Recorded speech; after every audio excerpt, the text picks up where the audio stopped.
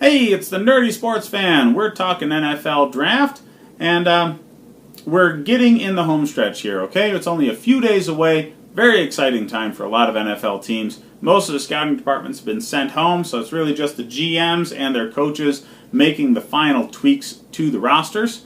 And here we have the Cincinnati Bengals. We're going right into the AFC North, and the Bengals have a lot of holes, okay? That mostly on defense. If you paid attention to this team much last year, really only had to watch a few weeks worth of highlights to understand that they essentially had a crew full of homeless people dressed up as linebackers, and that was the Achilles heel of this team, okay? Linebacker is a easy position to fill in this league. It's almost the running back of the defense, but it's an extremely, extremely important position. It's supporting both the defensive front in the running game and the defensive secondary in the passing game. It's a transitional position. And if you don't have people that can really go in both directions very easily at the linebacker position, people are going to exploit that weakness very easily with some effective passes to the running backs and tight ends. And they were taken advantage of last year. It's very obvious that they have a weakness here. So, at pick number 11, I went with Devin Bush. Devin Bush is not the most physically gifted linebacker. That goes to Devin White. But Bush is a more clean and polished product. He played at Michigan, which, they have a lot of NFL talent on that roster. Of course, they didn't do extremely, extremely well. Harbaugh can produce NFL talent, though. I mean, he was a very good NFL coach. And because of that, Devin Bush Jr. is going to be able to plug in right away and be an immediate contributor on any defense. I don't expect him lasting long. A lot of mocks have him dropping on the board because of the other more deep, talented positions in this draft, like edge rusher, defensive tackle, and offensive tackle. But, I don't see him lasting that long. He's just too good and a great position of need for the Cincinnati Bengals. Now, at pick number 42, what I went with here was Titus Howard, offensive tackle out of Alabama State. Now, he's going to be an immediate contributing player, especially on the Bengals that had some woes on the offensive line that they'd like to clean up. I would expect him to go right in at right tackle and be an upgrade at that position, simultaneously keeping Andy Dalton on his feet and helping Joe Mixon find running lanes. He's got a good, well-rounded game. He may not be a left tackle ever in his career, but at a right tackle, I think he's going to be solid and stout for a decade to come. The guy's got good feet, good frame, and if you watch the film on him, he's never really overwhelmed at any point. I think he's going to be a solid pickup here.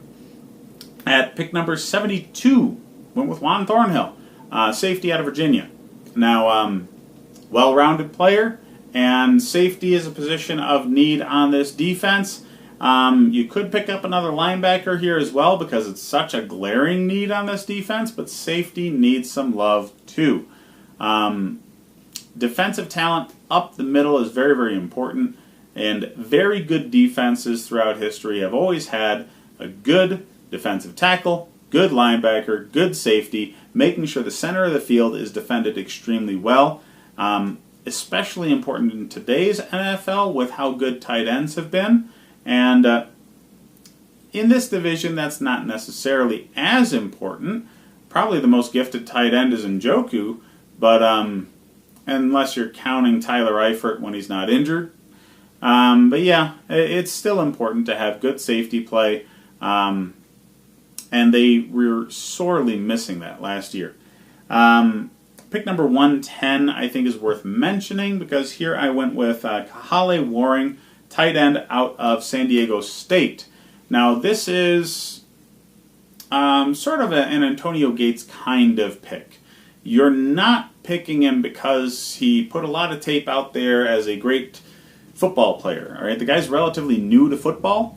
You're picking him because you're projecting that he's going to develop well. And he's physically gifted. He has some inconsistencies with catching the ball. He's shown flashes of the ability to make high point catches and just snatch things out of the air, but he's also let things go right through his hands, hit him in the chest, make some drops in that fashion. But again, he's relatively new to football, so I would expect good NFL level coaching to work that out, and maybe you have something there. Now, I understand you have Tyler Eifert that you've re-signed, but the guy's hurt constantly. You lost Tyler Kroft, which, same sort of issue. The guy was hurt all the time. You have Uzma there, who did flash some good signs last year, but there's still a lot of questions to this position. And a guy like Waring, given a year under Tyler Eifert to develop, I think he can develop into a stud that stays in this lineup for a long time. Now, you'll notice I didn't go with a quarterback at any of these positions. That's because all of the quarterbacks that are going to be available for drafting for Cincinnati at their positions are the same kind of quarterback you already have. Andy Dalton is a serviceable guy that'll get you to the playoffs, but not in deep in the playoffs. Unless you're drafting Kyler Murray this year, that's the book on every quarterback. So why on earth would you sacrifice a high draft pick to go after something that might develop into only as good as what you've already got? Wait till next year, Cincinnati fans. Go after your QB in that draft. There's a lot of talent coming out. This year, just build up the roster, get the culture right under your new head coach in Zach Taylor, and see how things go with a revamped defense, and hopefully one that stays healthy, and see if A.J. Green can't put together another fantastic season and get you guys back into the playoffs. Doubt it's going to happen. Pittsburgh's too good, and the Browns are coming on strong, but hey, you never know, right? Why don't you go ahead and comment with who you think the Bengals are going to go after in this draft so we can keep the conversation going right up until draft day.